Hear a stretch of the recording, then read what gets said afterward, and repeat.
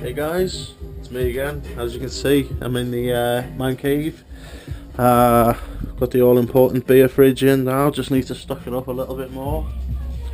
Right, this video is going to be today not so much about the flux itself, but what I've bought.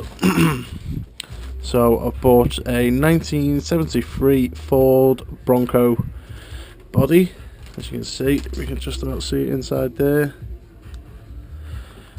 I bought this from RC Pit Stop in Southport. They've got their own website and eBay store as well, so I'll put a link to that in the description.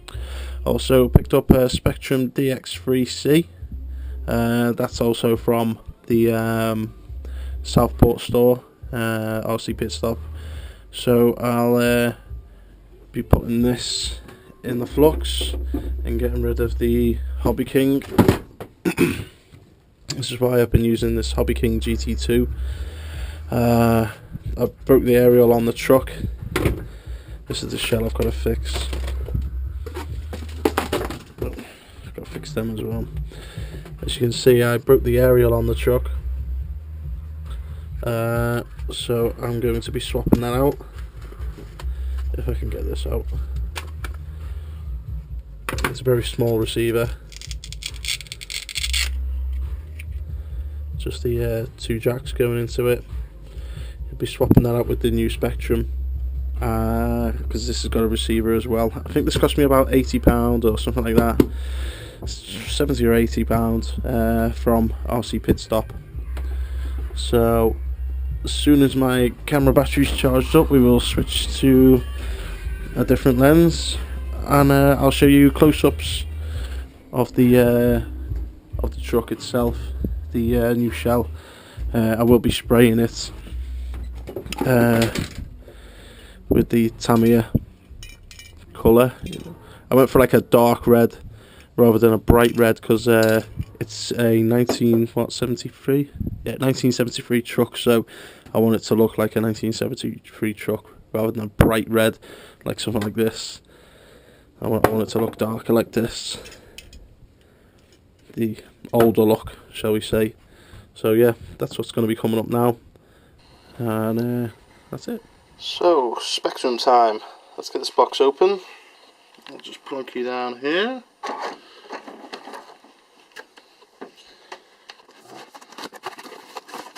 Ooh, shiny. Oh, there's some paperwork here. So this is it. Looks all shiny, very nice. Nice little receiver here. It's a 3-channel receiver.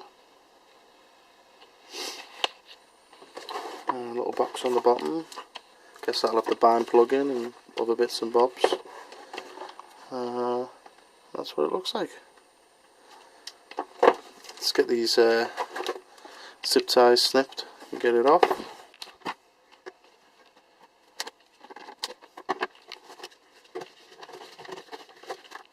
It's surprisingly light. Normally you think with a product that's light you think cheap, but this was not very cheap. Put on the back here. So this, I think that's the 3rd channel here. Yeah, not as good as I expected. Just feel very light and flimsy. There's the power button at the bottom here. Obviously no batteries at the moment. So let's chuck a bunch of batteries in there. I've just charged the ones up in here actually. So we'll take these out of this, as I won't be using it anymore.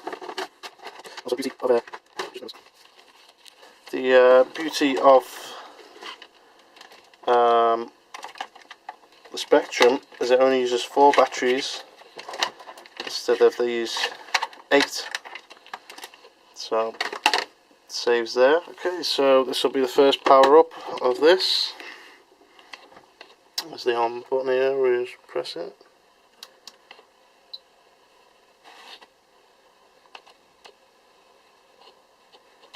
Now I do believe if you leave this for 10 minutes and you don't press any of the controls, then it will start beeping to remind you that you've left it on.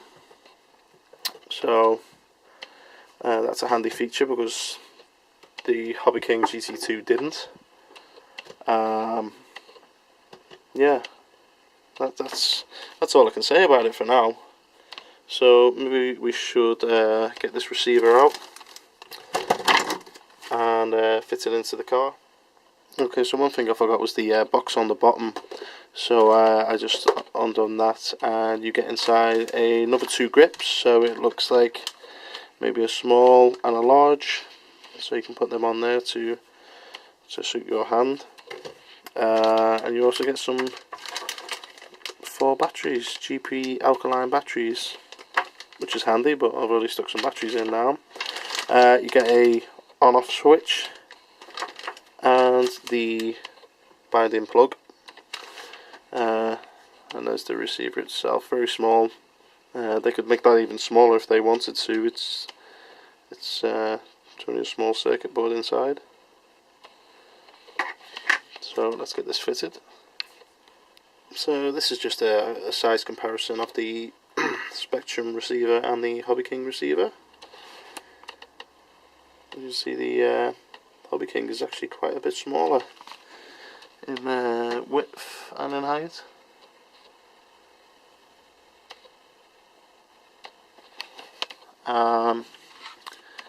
The aerial cable is actually, the Hobby King is a little bit longer.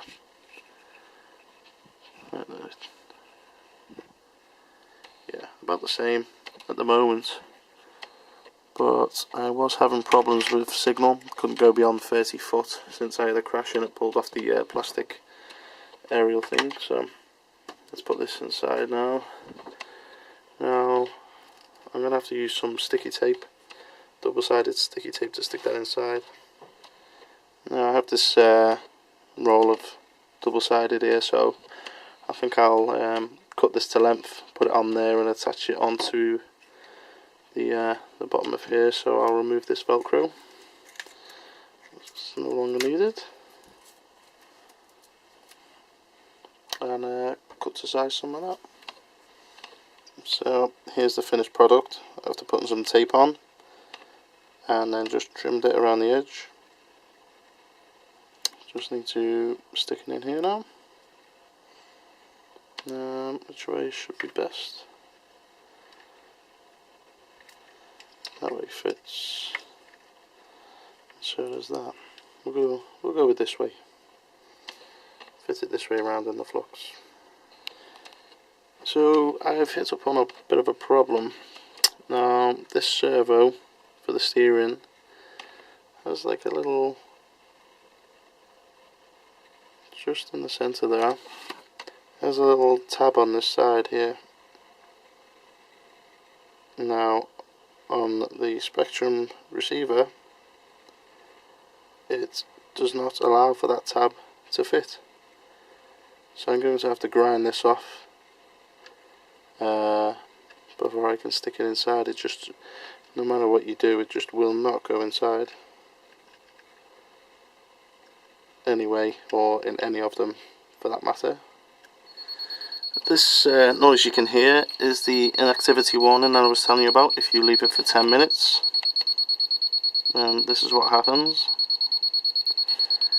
which I think is quite a good feature. So I left that on purpose so you could hear that. So apparently if I touch any button or any control, it should shut off. So yep, well, I'm quite happy with that. It works. I've just got my little tool out here to grind that little piece of plastic off so I can get it in to the receiver. So that's what we shall do right now.